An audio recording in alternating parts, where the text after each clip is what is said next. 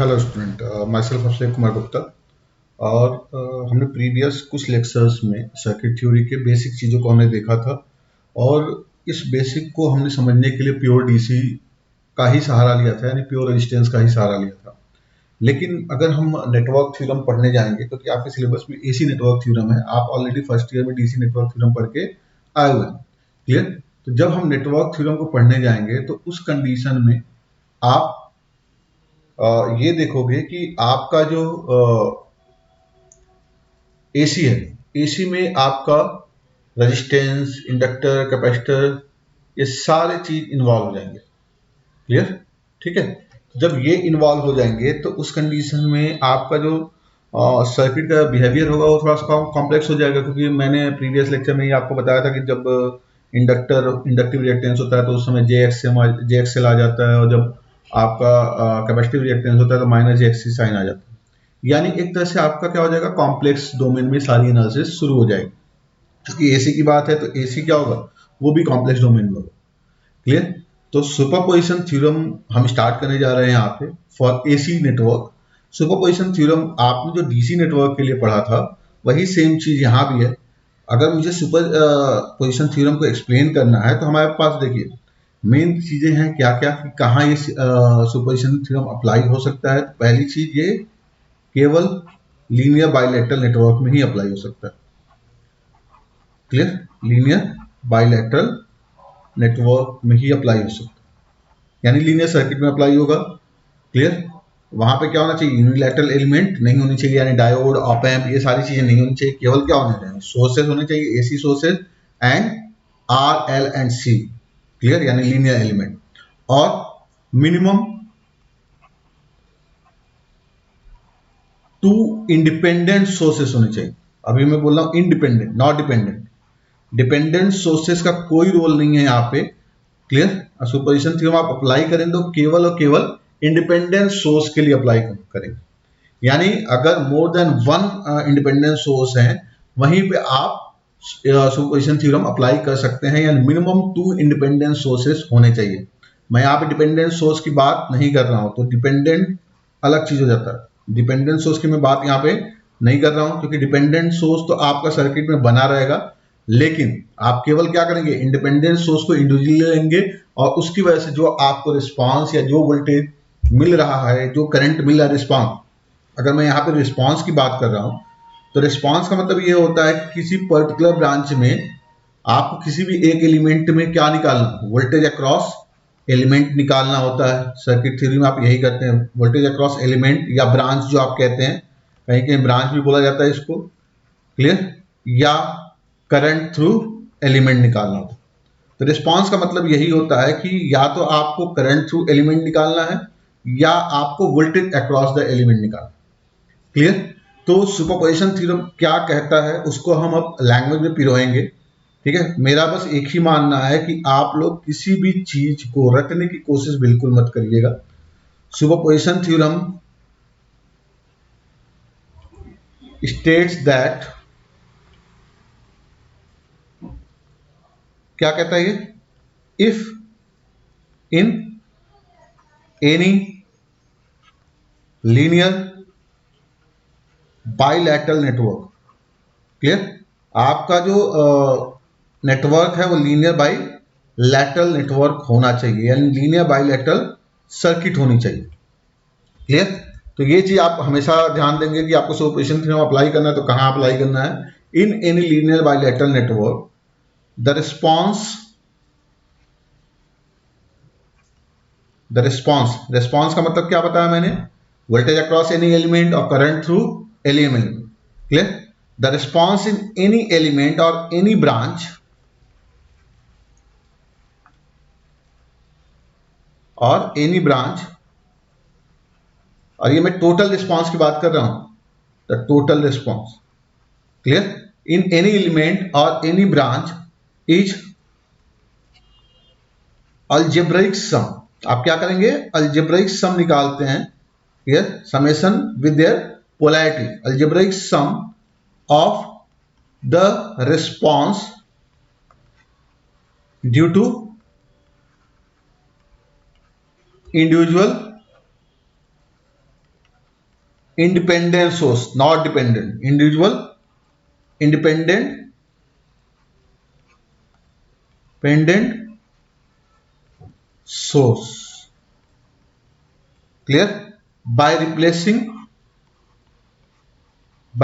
आप क्या करते हैं, आप अदर सोर्सेस को, जो सोर्स आपका आप लेंगे उसको आप एक्टिव सोर्स की तरह कंसीडर करेंगे, जो भी इंडिविजुअल इंडिपेंडेंट सोर्स लेंगे उसको आप एक्टिव सोर्स की तरह कंसीडर करेंगे। बाकी जो आपके सोर्सेस होंगे उसको क्या करेंगे, bye replacing other sources with their internal resistance, with their internal impedance. यहाँ पे चूंकि हम एसी की बात कर रहे हैं तो यहाँ पे हम सब चीज इम्पिडेंस में लेके चलेंगे। क्लियर? ये डीसी की बात नहीं हो रही यहाँ पे। तो सुपरपोजिशन थ्योरम आपको समझ में आ गया, ये है आपका सुपरपोजिशन थ्योरम। क्लियर? ये क्या होता है, algebraic sum of the response due to the individual independent sources by replacing other sources with their internal impedance. Clear? Internal impedance. अगर मैं यहाँ पे बात करूं कि इंटरनल इम्पिडेंस क्या होता है, तो ऑलरेडी आपको पता है कि अगर मान लो कोई आइडियल वोल्टेज सोर्स है, क्लियर, तो आइडियल वोल्टेज सोर्स का इंटरनल इम्पिडेंस क्या होगा, जीरो। क्लियर?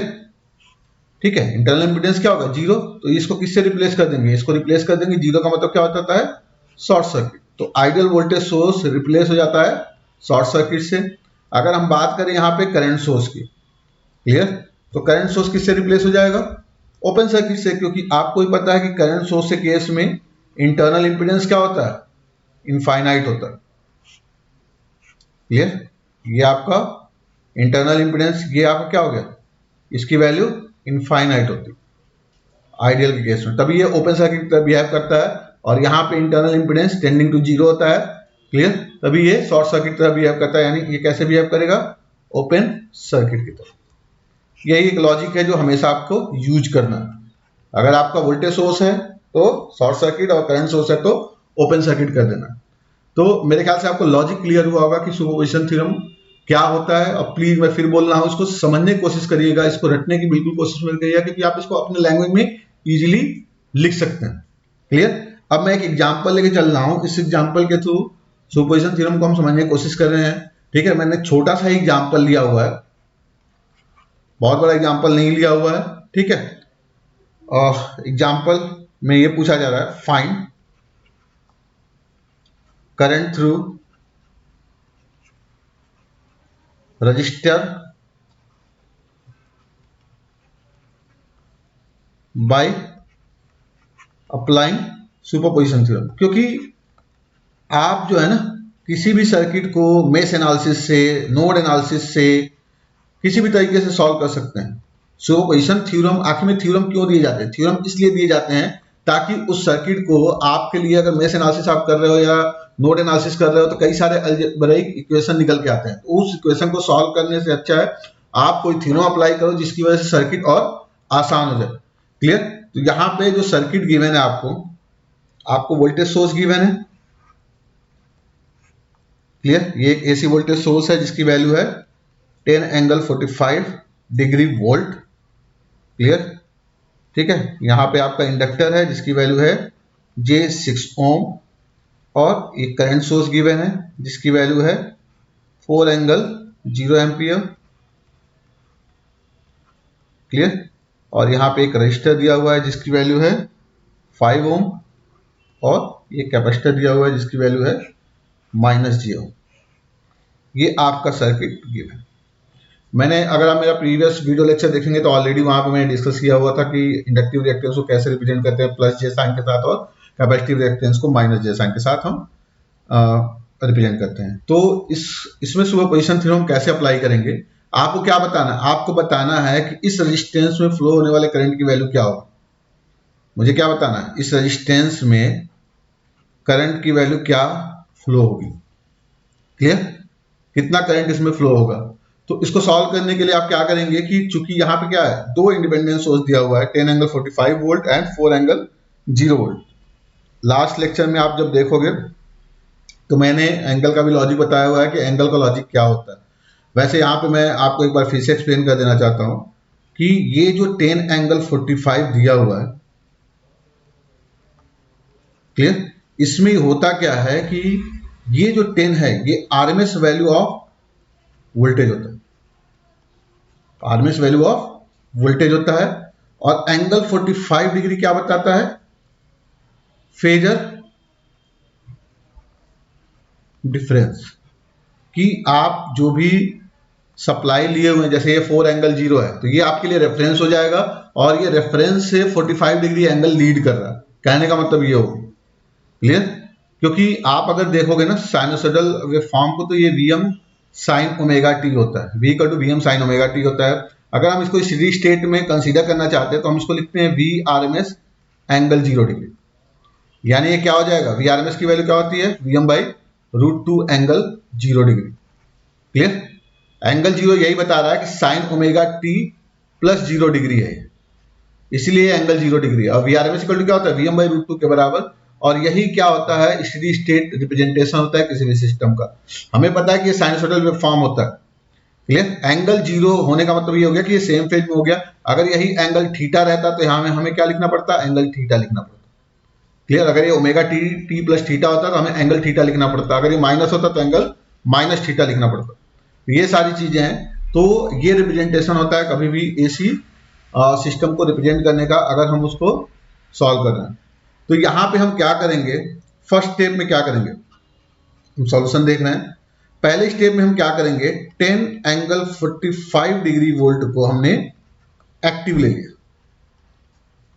ये मैंने क्या बोला था कि इंडिविजुअल सोर्स की वजह से जो भी करंट आ रहा है उसका अलजेब्रिक सम लेंगे। अलजेब्रिक सम का मतलब समेशन विद देयर पोलैरिटी। जब हमने इसको एक्टिव लिया तो ऑब्वियस सी बात है कि जो 4 एंगल 0 एम्पियर का करंट सोर्स है वो क्या हो जाएगा? ओपन सर्किटेड हो जाएगा, क्योंकि उसको इंटरनल रेजिस्टेंस इंपीडेंस से रिप्लेस करेंगे तो वो ओपन सर्किटेड होता है, क्योंकि टेंडिंग टू इनफाइनाइट होता है। यानी सर्किट आपकी जो बन के आएगी वो सर्किट आएगी ये। क्लियर? ये आपका हो गया 10 एंगल 45 डिग्री वोल्ट। इंडक्टेंस ये आपका ओपन सर्किट। क्लियर? ये आपका रजिस्टर और ये आपका कैपेसिटर। अब ये क्या हो गया? अगर आप सर्किट को देख रहे हैं तो सर्किट आपको आसान दिख ही रही है। Clear? J6 ohm, 5 ohm and -j ohm. Circuit आपको आसान दिख ही रही है। यहां पे इस कंडीशन में मैं ये मान के चल रहा हूं कि इसमें जो करंट फ्लो हो रहा है, यहां पे ये मैंने मान लिया कि ये I1 फ्लो हो रहा है। क्लियर? मैं बार बार इसको फ्रेजर टर्म में इसलिए लिख रहा हूं क्योंकि ये आप एज्यूम करके चलेंगे। अब चूंकि ये ओपन सर्किट है तो ओपन सर्किट में कोई करंट फ्लो तो करेगा नहीं, यानी पूरा का पूरा करंट इसी लूप में फ्लो हो जाएगा। और ये करंट क्या होगा? I1 के बराबर होगा, क्योंकि सीरीज सर्किट है। रजिस्टर, इंडक्टर और कैपेसिटर तीनों सीरीज में है, तो ऑब्वियस सी बात है सब में करंट सेम फ्लो होगा। तो सिंपली हम यहाँ पे केवीएल अप्लाई कर देंगे बाई अप्लाइंग केवीएल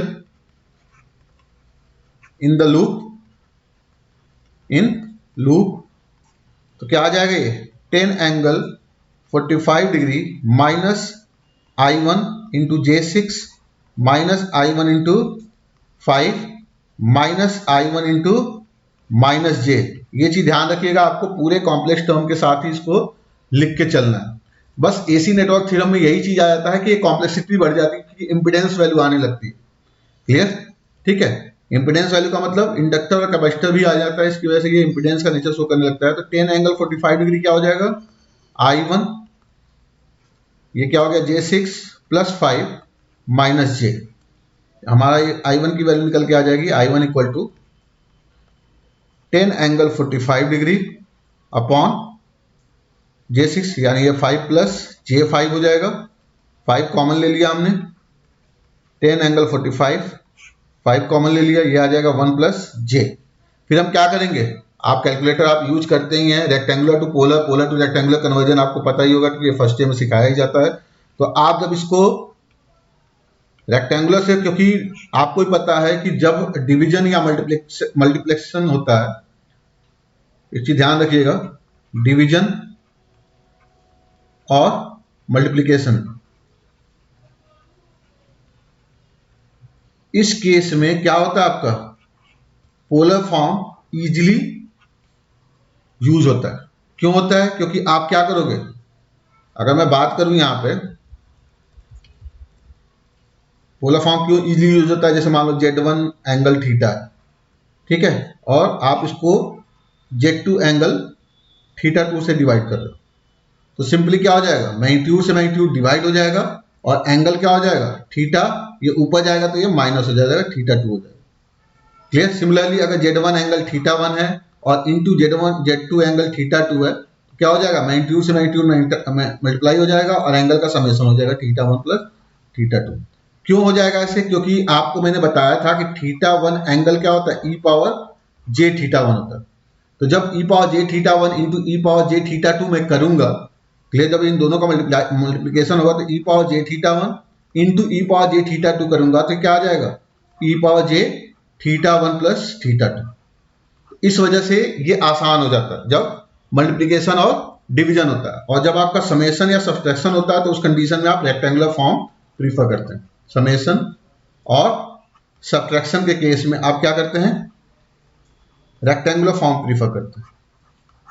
तो ये चीज आपको पता होनी चाहिए, ठीक है, इस चीज को भी अपने दिमाग में जरूर रखिएगा। इसीलिए कभी भी आप एसी के जो भी न्यूमेरिकल सॉल्व करेंगे उस केस में आपको values polar as well as rectangular दोनों फॉर्म में रखना है।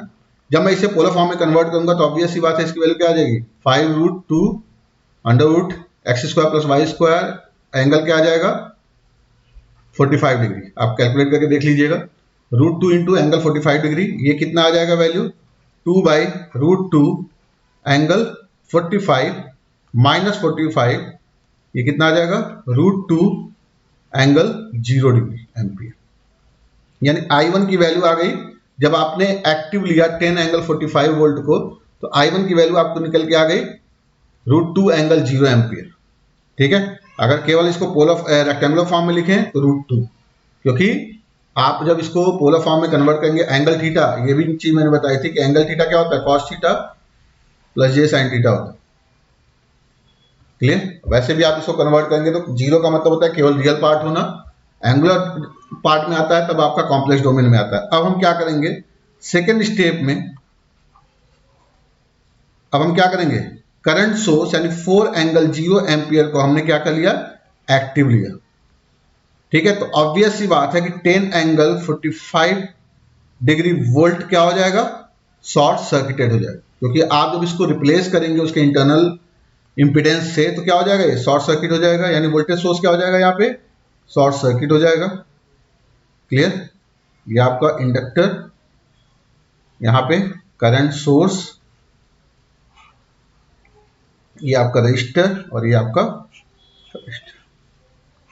अब ये हम मान रहे हैं कि यहाँ पे जो करंट फ्लो हो रहा है वो I2 के बराबर करंट फ्लो हो रहा है, J6 ohm, 5 ohm and -j ohm. Clear. तो अब इस सर्किट को आपको सॉल्व करना है, तो आपके पास बहुत सारे तरीके हैं, क्योंकि बहुत सारे तरीके हम डिस्कस कर भी चुके हैं। सबसे पहले अगर हमारे दिमाग में जो तरीका आएगा वो आएगा, क्यों ना हम इसमें KCL अप्लाई करें, क्योंकि आपको पता है कि ये 4 एंगल 0 है एम्पियर। यहाँ पे KCL अप्लाई करेंगे, एक ही नोड है, नोड वोल्टेज V है। जब हम यहाँ पे KCL अप्लाई करेंगे तो हमें करंट असाइन करना पड़ेगा। ये करंट हम मान लीजिए कि ये करंट हमारा I3। क्लियर।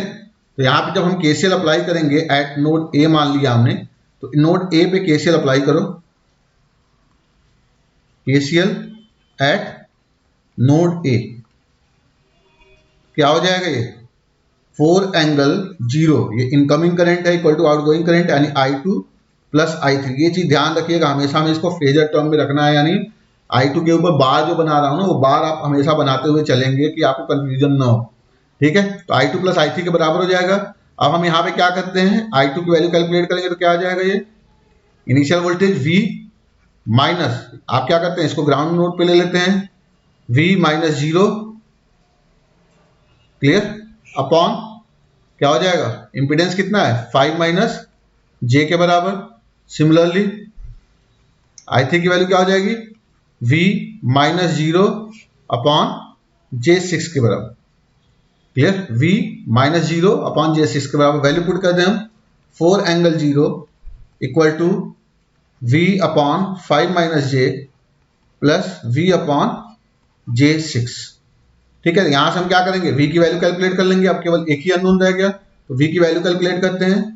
V आपका कॉमन हो गया, यहाँ पे क्या आ जाएगा 5 माइनस j इंटू J6, ये आपका हो जाएगा 5 माइनस j प्लस J6।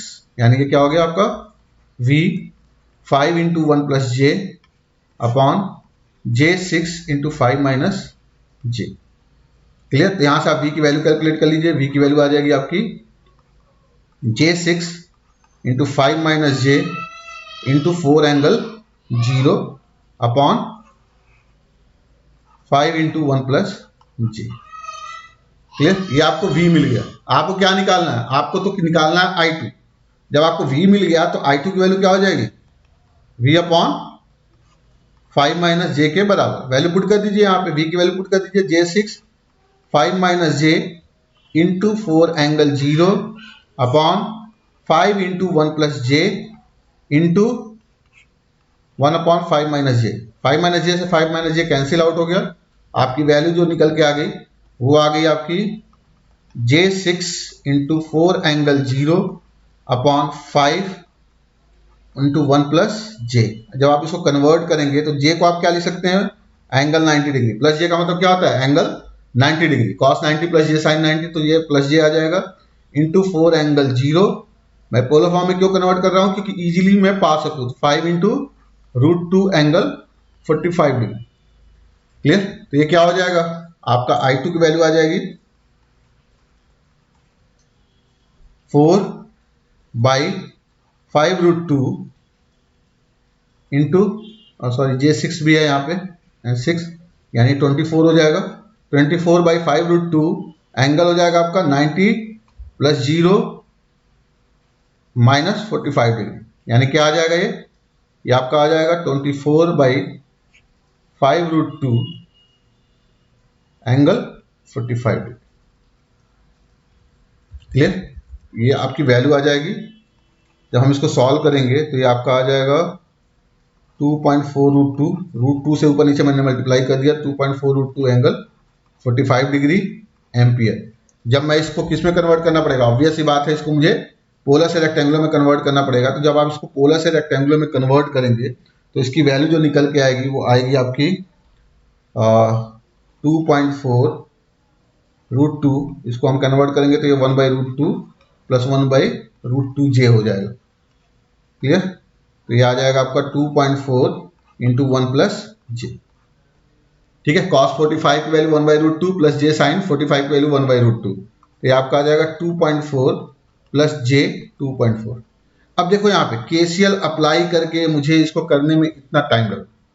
अब मैंने तुम लोगों को एक रूल और बताया था, करंट डिवाइडर रूल का। अगर मैं सर्किट को ध्यान से देखूं, सर्किट ध्यान से देखो, सर्किट आपका ये है, ये आपका शॉर्ट सर्किट हो चुका है, ये आपका इंडक्टर।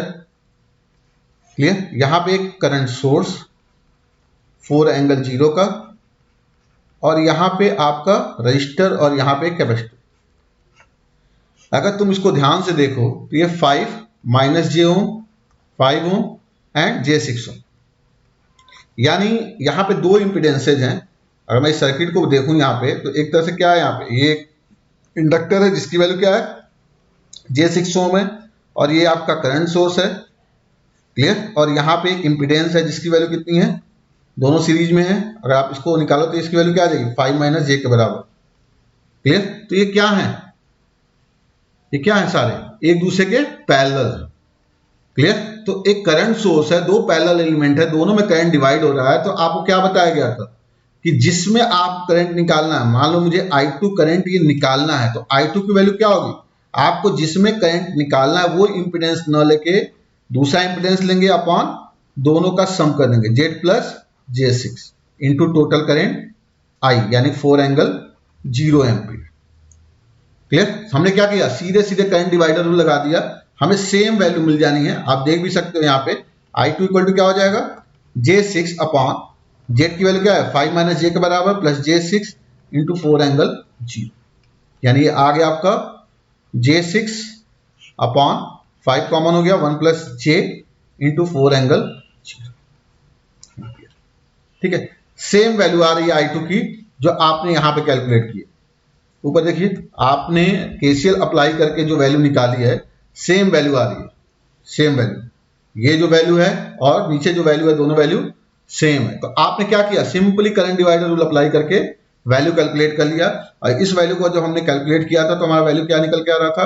22.4 √2 एंगल 45 डिग्री, ये हमने कैलकुलेट किया था, ऊपर ही कैलकुलेट किया था एम्पियर, या 2.4 प्लस जे 2.4 एम्पियर के बराबर। क्लियर, ये हमें I2 मिल गया। अब हमें क्या करना है, इनका फेजर सम ले लेना। अलजेब्रिक सम का मतलब एसी के केस में फेजर सम बोल सकते हैं, अलजेब्रिक सम बोल सकते हैं। आपने पहले कंडीशन के लिए करंट निकाला था I1 और दूसरे के लिए निकाला I2, यानी net current flow through resistor R equal to 5। तो इसकी वैल्यू क्या आ जाएगी, ऑब्वियस सी बात है, इन दोनों का हमें क्या करना है, अलजेब्रिक सम, यानी I की वैल्यू क्या हो जाएगी, I1 प्लस I2। अलजेब्रिक सम का मतलब क्या हो गया, आप देखेंगे दोनों में डायरेक्शन क्या है, आप अगर देखोगे तो दोनों का डायरेक्शन क्या है, राइट वर्ड लिया आपने, देखो यहाँ पे, यहाँ भी डायरेक्शन क्या आपका इस डायरेक्शन में है, ऊपर भी डायरेक्शन आपका क्या है उसी डायरेक्शन में, सेम डायरेक्शन है, यानी आप सिंपल क्या करेंगे, सिंपल सम यहाँ पे कैलकुलेट कर लेंगे। ठीक है, तो ये वैल्यू आके निकल जाएगी आपकी I1 प्लस I2, यानी क्या हो जाएगा, ये I1 की वैल्यू हमने निकाली थी कितनी, √2 एम्पियर, √2 एंगल 0 या √2 प्लस I2 की वैल्यू कितनी है 2.4 प्लस जे 2.4 के बराबर। आप जब इसको कैलकुलेट करोगे तो इसकी वैल्यू आ जाएगी 3.814 प्लस जे 2.4। जब आप इसको पोलर फॉर्म में कन्वर्ट करोगे तो इसकी वैल्यू आ जाएगी 4.51 एम्पियर एंगल 32.18 डिग्री एम्पियर। ये आपका नेट करंट फ्लो होगा और यही आपका सोल्यूशन होगा। तो हमने देखा कि कैसे आप केसीएल अप्लाई करके भी कर सकते हैं, वी निकालो फिर उसके बाद वो करो। अब अगर आपको करंट डिवाइडर रूल पता है तो सीधे सीधे आप वैल्यू कैलकुलेट कर सकते हो, आपको इतना कुछ करने की जरूरत नहीं है, आपका समय बचेगा। तो थ्योरम्स या जो लॉजिक होते हैं वो इसीलिए होते हैं कि आपके मैथमेटिकल कैलकुलेशन को कम किया जा सके, इजी किया जा सके। क्लियर, तो इस तरीके से आपको इस क्वेश्चन को अप्रोच करना है। अगर इसी क्वेश्चन में मैं ये पूछ लिया होता कि देखो एक और क्वेश्चन मैं फ्रेम कर रहा हूं, find the power loss through register by applying superposition theorem.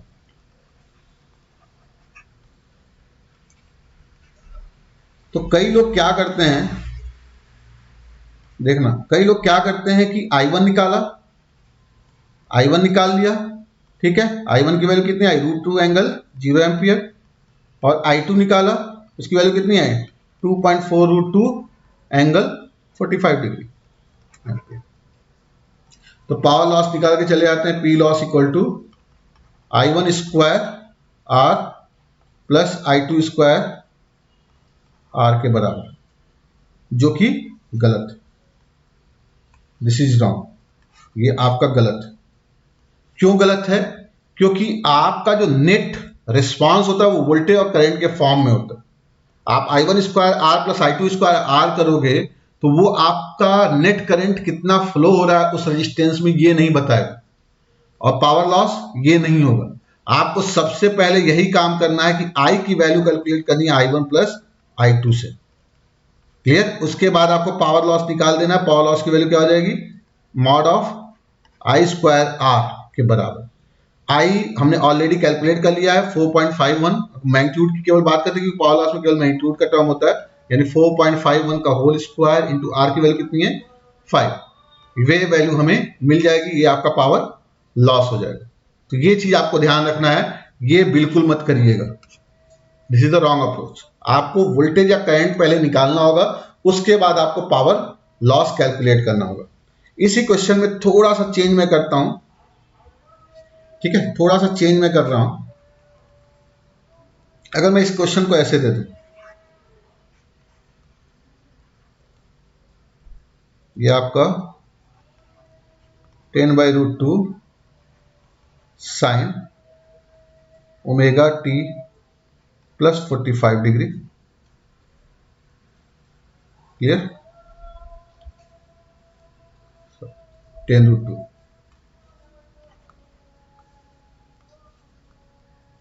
10√2, ये आपका वाइल, यहाँ पे करंट सोर्स जिसकी वैल्यू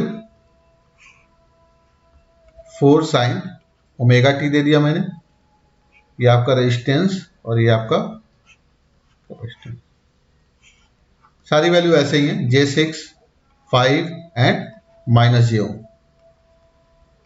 क्लियर? आपने यहां पे क्या देखा, टेंजेंट टर्म में वैल्यू दी गई है, लेकिन आपको एनालिसिस किस में करना है, आपको एनालिसिस करना है स्टेडी स्टेट टर्म। तो सबसे पहला काम आप यही करेंगे कि ये जो टेंजेंट वैल्यू है इसको आरएमएस और एंगल के फॉर्म में लिखेंगे। क्लियर? ठीक है, अगर मैं यहाँ पे आपको 4√2 करना पड़ेगा। ठीक है, ये आपको 4√2 दिया हुआ, यानी सबसे पहले आप क्या करेंगे, 10√2 साइन ओमेगा टी प्लस 45 है, तो इसको आपको क्या करना है, वीआरएमएस एंगल थीटा के फॉर्म में रिप्रेजेंट करना है। तो क्या हो जाएगा यहाँ पे, वी मैक्सिमम 10/√2 है तो 10√2/√2 और एंगल क्या हो जाएगा प्लस 45 डिग्री वोल्ट, यानी कितना हो गया ये 10 एंगल 45 डिग्री वोल्ट। सिमिलरली आपको क्या दिया हुआ है, 4√2 साइन ओमेगा टी दिया हुआ, तो इसको आपको क्या करना पड़ेगा, आरएमएस वैल्यू में चेंज करेंगे तो क्या हो जाएगा ये 4√2/√2, क्योंकि साइन ओमेगा टी है तो एंगल क्या हो गया 0, यानी 4 एंगल 0 एम्पियर। तो क्वेश्चन आपसे किसी भी टर्म में पूछा जा सकता है, आपको तैयार रहना कि आपको कैसे इसको टैकल करना है। तो यानी ये क्या होगा आपका 10 एंगल 45 एज यूजुअल और ये आपका 4 एंगल 0। तो आपको क्या करना है, सिंपली ये जो टाइम डोमेन में टेंजेंट नेचर में वैल्यू दी गई है इसको आपको स्टेडी स्टेट में यानी आरएमएस वैल्यू और एंगल के टर्म में रिप्रेजेंट करना है, यानी कॉम्प्लेक्स डोमेन में इसको लाना है। तो मेरे ख्याल से आपको क्लियर हुआ होगा कैसे आपको सुपरपोजिशन थ्योरम अप्लाई करना है। ये हमने सिंपल सा सर्किट लिया था और कॉम्प्लिकेटेड सर्किट हम लेके इसको सॉल्व करने की कोशिश करेंगे। पावर लॉस का लॉजिक भी मैंने बताया था कि पावर लॉस आपको डायरेक्ट ऐसे नहीं कैलकुलेट करना होता है, पहले आपको नेट करंट या नेट वोल्टेज निकालना होता है, उसके बाद आप पावर कैलकुलेट करेंगे। ठीक है, आई थिंक आपको समझ में आया होगा। Thank you very much.